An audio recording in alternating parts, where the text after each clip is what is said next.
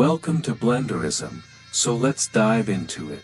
Alright, in this video I'm going to show you how to make this car paint inside Blender that you can use on all your future car projects. So we're in Blender now, and you can see I've got Dodge Charger 1970 R/T on, which Dominic Toretto saved the world more than once. So I've got my base color and HDRI from some China Street, and the reason for this, I like it because the saturation and light are quite balanced.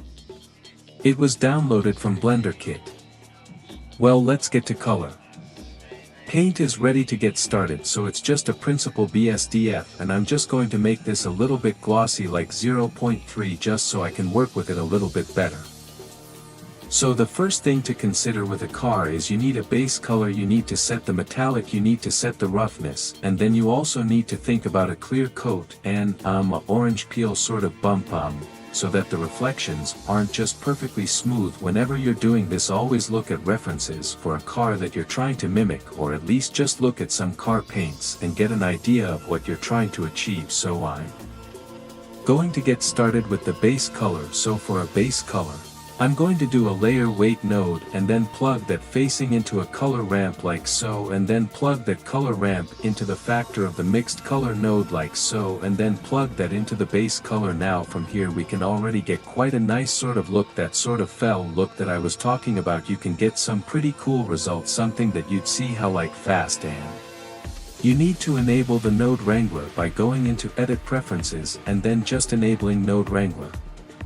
So with this Voronoi, I'm going to control it by the object texture space, and I'm going to plug a geometry node and this Voronoi texture into a mix color, and I'm going to plug the normal into the top and then the Voronoi texture into the bottom, and then apply a linear light.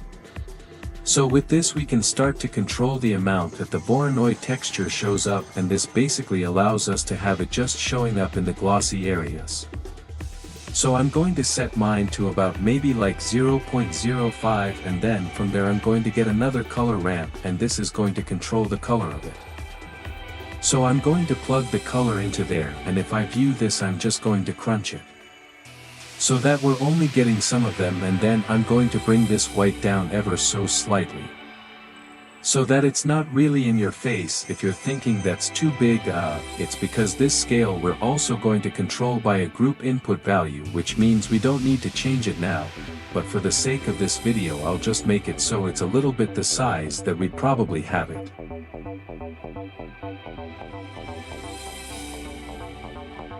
So from there I'm going to add in a vector math node, and I'm going to set that to normalize this output, so that we can use it in a bump channel. And then I'm going to get a glossy and plug in the normal into the normal, and then this color into the color, and then as well as this. I'm going to make sure that this is set to completely glossy, which is a value of 0, so if we view this now we can see that it's only showing in the parts which will probably get highlights, which is what we want. Let's make 1500 scale to Voronoi here.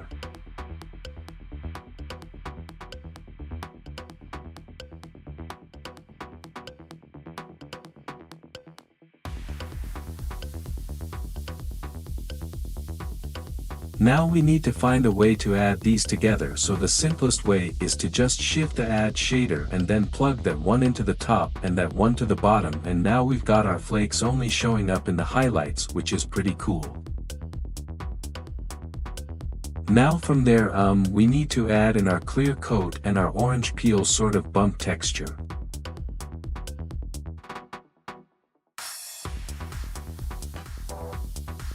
So I'm going to shift a noise texture, Control T again to map it, and map it by the object space, which means we don't need to unwrap our objects, and I'm going to set the scale to about 215, and then I'm going to plug that into a bump node and plug the factor into the height, and then I'm going to get a glossy BSDF again, plug the normal into the normal, and just make sure our roughness is set to 0 again.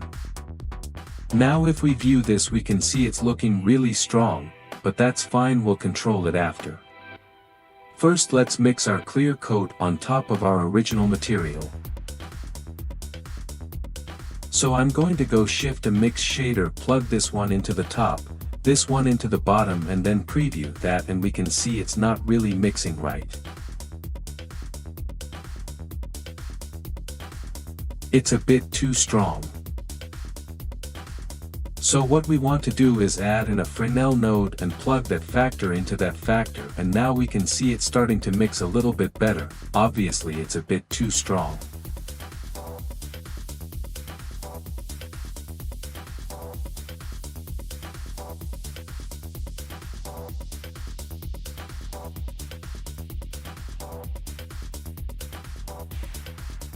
So if to look closer, I want to increase Voronoi scale to 3000 at this point.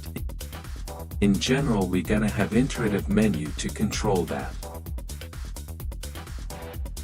So let's look at this bump texture now. So if we come down to the bump and just decrease it to maybe 0.001, it's looking okay. Let's just do 0.01, and then we can see our reflections are starting to separate right a little bit, which is looking a little bit more real. So I'm going to set it to about 0.05, and that looks good, and this basically breaks up your reflections. So it looks a little bit more real now with this Fresnel.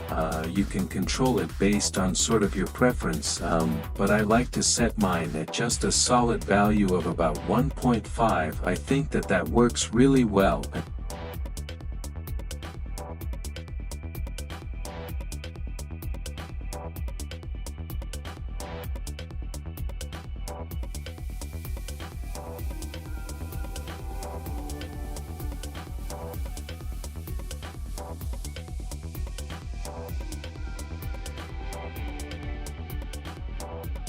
Well, what we can do there is bring in a one imperfection map, so let's just find one using image texture. Plug it vector to vector and color to roughness. It's very useful thing to add realism to our model.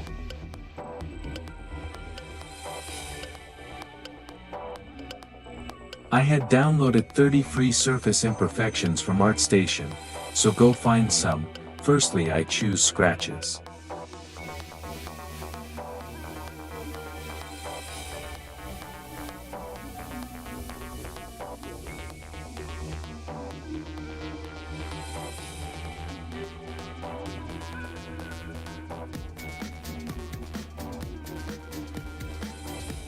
To have control on this, we need to add color ramp here.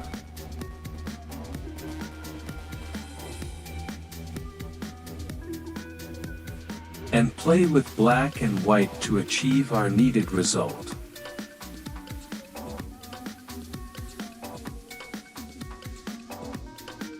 Also, we can change white to grayish color.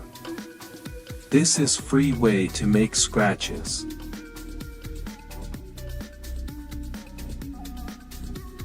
As you see, I changed imperfection map to water stains. I downloaded them not so long ago, so I didn't have a chance to see how it looks cool. I just can't get a nod of that realism.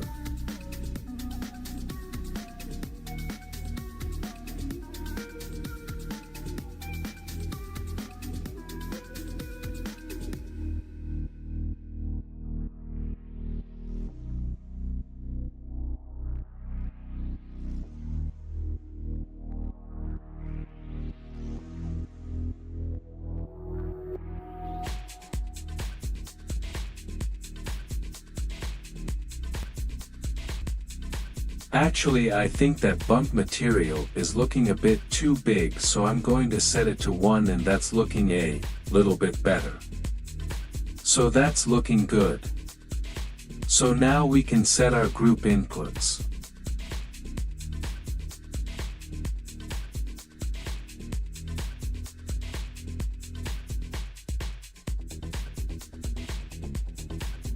So what I'm going to do is grab everything, press Ctrl G, and then our group input over here. I'm going to start grabbing all the inputs that we want to change on the fly. So I'm going to go over here and input our two colors. I'm going to input our metallic and our roughness, and then I'm also going to import our flake scale.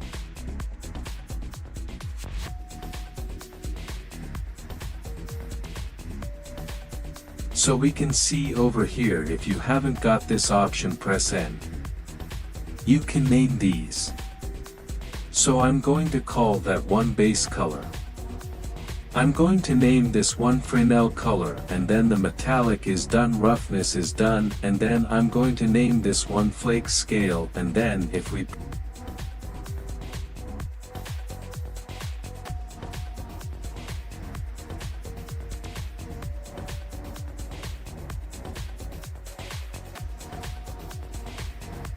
press Ctrl Tab, we can come out of that, and now we can see we've got our node group. So we can go into our node and we can name this car paint, and now we have it mark up. And if you want to use this on any of your other jobs, you can right click mark as asset, and then it will essentially come up in asset browser that you can use on all your different projects.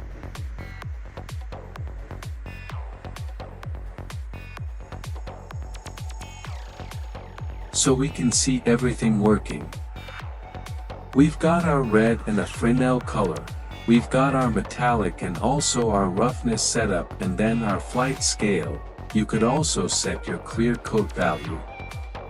So you could put your input here into the IOR, and you could change your IOR on the fly if you really wanted to. So yeah, that's pretty much the car paint material. I hope you learned something or made your own that you can use on all your future projects.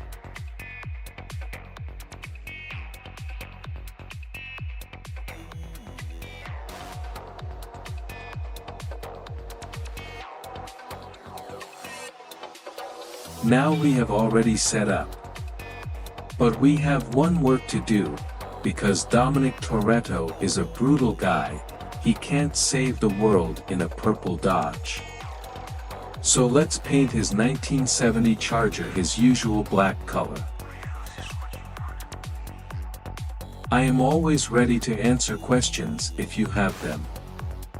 Don't forget to subscribe, like and comment, please. This will help me develop the channel and do cool things for you. So, my friends, we slowly getting to the end of this video, so as always, learn hot buttons. It will make your life easier. Take your time, try different settings. Thank you for your attention. Goodbye and pray for Ukraine.